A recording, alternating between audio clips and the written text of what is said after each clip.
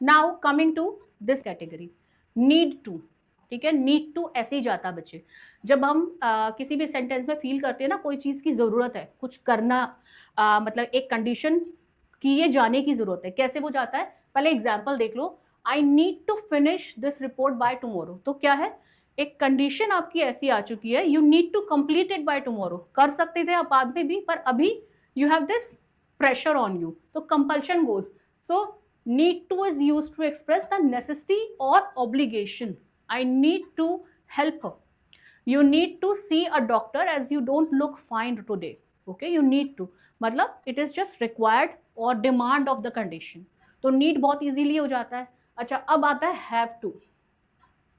have to is just opposite। have to क्या होता है, when you are you are compelled to do something, ये आपकी मजबूरी को शो करता है, ठीक है, प्रॉपरली समझे तो ये आपकी मजबूरी को, किसी भी सब्जेक्ट की मजबूरी को शो करता है, when you are compelled to do something और when you are bound to do something, okay, so that have to goes, have to is used to express external obligation और नेसेसिटी। कैसे हो जाएगा ये sentence, I have to attend a meeting this afternoon, I have to attend this meeting this afternoon.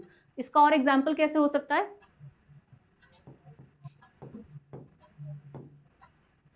अच्छा एक चीज और कर लेते, ये हैव टू को बेटा हैज टू पे भी जाकर देख, एक मिनट, यस, एक हैज टू वाला एग्जाम्पल भी समझ लेते, सब्जेक्ट पे डिपेंड करता है देखो, और इसका एक और बता देते हैं, हैड टू भी आ सकता है। चलिए कैसे होता है ये देख लेते हैं। If the subject is singular वो हैज में जाता है, इफ सब्जेक्ट इज प्लूरल वो हैव में जाता है, but if the sentence is of past tense वो हैड टू के साथ कंप्लीट किया जाता है। कैसे होता है ये, शी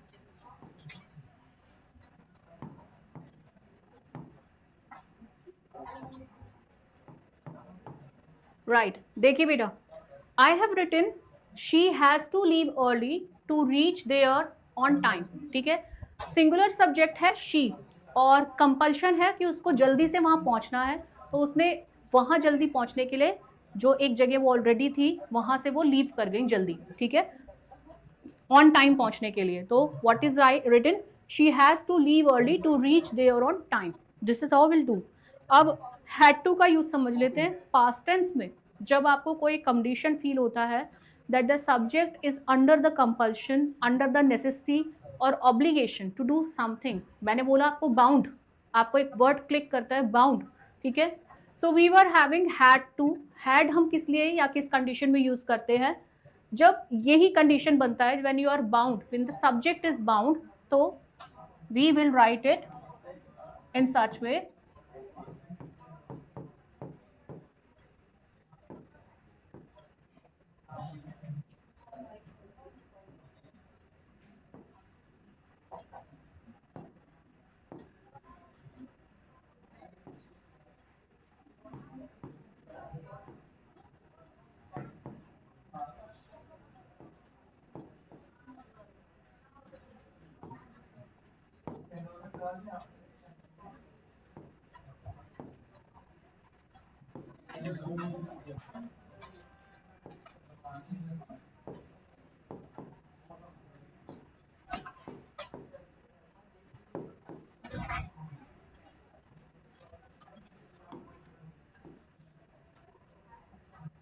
चलिए what I have written I am reading it for you also, देखो क्या लिखा है, he had to shift from that city because the crime rate was at the peak there, उस बता, हम जिस सब्जेक्ट की बात कर रहे हैं उसने एक सिटी को छोड़ दिया, ठीक है, वो उसकी मजबूरी थी, वो मजबूरी, वो boundness, the compelled, he was, that condition of being compelled to leave the place goes into had to, ठीक है। तो सिंपल स्ट्रेट समझते हैं, आप अपनी मजबूरी को या सब्जेक्ट की मजबूरी को हैड टू करके लिखते हैं if it is about past tense, पर अगर ये प्रेजेंट के लिए है तो ये हैज और हैव में जाता है as per the subject. Clear? सो चलिए अब हम देख लेते हैं और क्या है। नेक्स्ट देख लेते हैं, we have few other modal verbs but they are rarely use, means it is, they are not just being seen, बहुत ज्यादा नहीं देखने को मिलता, but what I am trying to cover is कि अगर बोर्ड में एनी हाउ आपको इस तरीके कुछ सेंटेंस मिलते हैं तो कैसे हैंडल करना है। वुड रादर और वुड प्रिफर, तो एग्जाम्पल्स देख लेते हैं, आपको सेंटेंस का आइडिया हो जाएगा। Would rather and would prefer are use to express preferences. कैसे? I would rather stay home tonight, और I would prefer to stay at home tonight because it's cold today, right? So this is how we can do. अब अगर आता है can and could for request, जैसे मैंने आपको पहले समझा ही दिया है, that goes can you pass me the salt please. Here I would like to compare can and may. चलो ये इंटरेस्टिंग रहेगा सबके लिए, क्योंकि मैंने देखा है मैक्सिमम टाइम बच्चे can और may में बहुत गलतियां कर जाते हैं, क्योंकि we need to understand these concepts.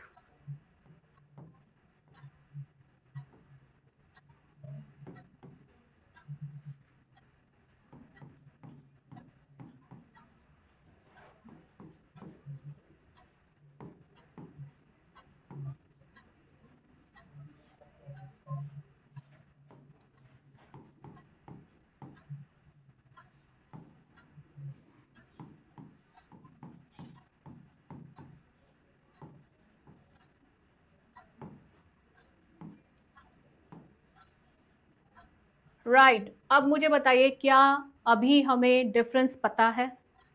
I have written he can lift 100 kg block all alone, and for the may I have written he may lift 100 kg block all alone. So what difference we know about can and may? Majorly, क्योंकि यहां पर सबसे ज्यादा गड़बड़ी होती है.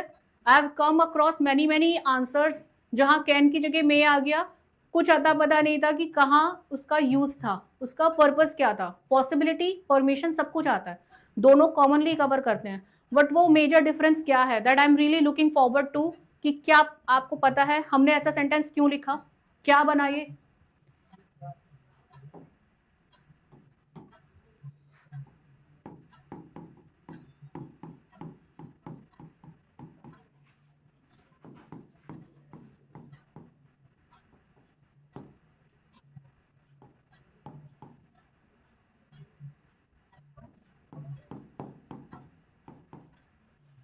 That goes capacity, one goes under possibility, that something is possible. One, another thing is about capacity. He can lift 100 kg block all alone is about the caliber we are showing. But when I'm saying may, it is about he may lift 100 kg block.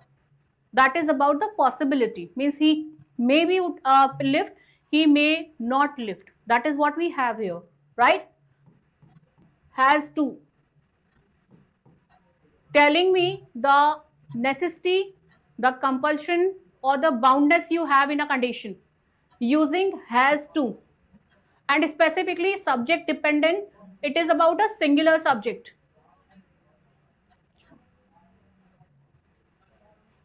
This was the thing. So if you are supposed to use has to, how will you use it? So the possible sentence can be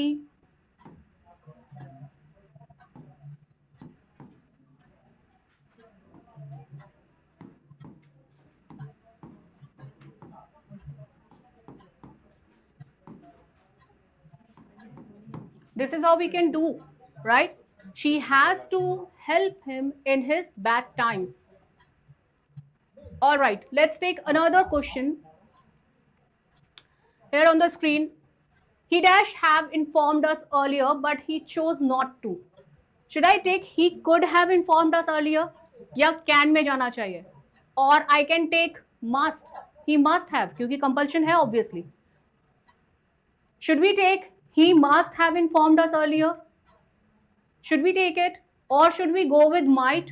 He might inform us earlier, क्योंकि वो भी हम past की बात कर रहे हैं. All right, actually देखो, we are not saying something for now, ठीक है. We are not saying someone is obligated.